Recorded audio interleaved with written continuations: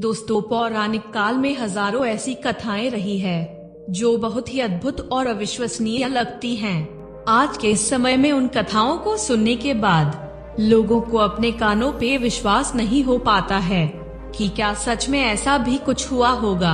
आज के इस वीडियो में हम आपके लिए एक ऐसी कथा लेकर आए हैं जिसके आधार पर ऐसा माना जाता है कि रावण और माता सीता के बीच पिता और पुत्री का रिश्ता था। मित्रों, लेकिन आपको बता दें कि रामायण की सबसे प्रामाणिक ग्रंथ वाल्मीकि रामायण में इसका कोई उल्लेख नहीं मिलता है, परंतु इसका उल्लेख अद्भुत रामायण में मिलता है। तो इस वीडियो में हम अद्भुत रामायण की इस पूरी कहानी को बताने वाले हैं। एक बार दंडकारण्य में ग्रीष्मन नाम के एक ऋषि ने माता लक्ष्मी को पुत्री रूप में पाने के लिए हर दिन एक कलश में मंत्रोच्चारण के साथ दूध की कुछ बूंदे डाला करते थे। लेकिन एक दिन रावण उत्पात मचाता हुआ उस ऋषि के आश्रम पर पहुंचता है और आश्रम में उपस्थित ऋषियों से लगान की मांग करने लगता है। उस वक्त ऋषियों के पास लगान के रूप में देने के लिए कोई धन नहीं था।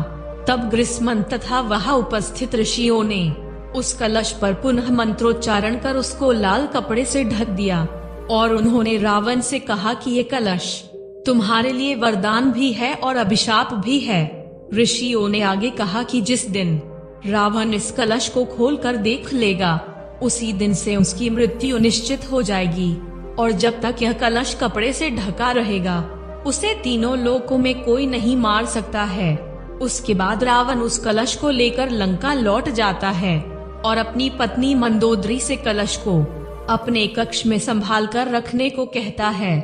और कुछ सालों के बाद जब रावण का अत्याचार तीनों लोकों में बढ़ गया, तब मंदोदरी ने उस कलश को यह सोचकर खोल दिया कि रावण की मृत्यु से पहले मेरी मृत्यु हो जाए। लेकिन मृत्यु के बजाय उस दूध के कलश का उन पर ऐसा प्रभाव पड़ा कि मंदोदरी गर्भवती हो गई। तब वह रावण के क्रोध और भय के कारण लंका से काफी दूर जनकपुरी जाकर अपने गर्भ को निकालकर एक कलश में विस्थापित कर दिया और जनकपुरी के जमीन पर गाड़ दिया। उसके बाद वह लंका लौट आई। तब उस कलश को राजा जनक ने हल चलाते वक्त खेत में पाया। उस कलश में एक सुंदर सी कन्या थी। इस कन्या का नाम उन्होंने सीता रखा। इस प्रकार से सीता को राजा जनक और सुनैना की पुत्री रूप में भले ही जाना गया हो, लेकिन यह बात भी प्रचलित था कि वे दोनों केवल उनके पालक माता पिता थे। साथ ही सीता पृथ्वी के गर्भ से निकली थी, इसी वजह से वह अपने आप को धरती की पुत्री भी मानती थी।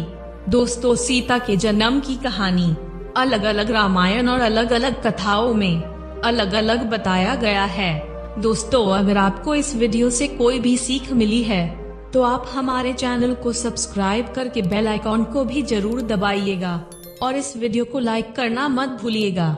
दोस्तों, कमेंट में बताइए कि आपको यह वीडियो कैसा लगा। धन्यवाद।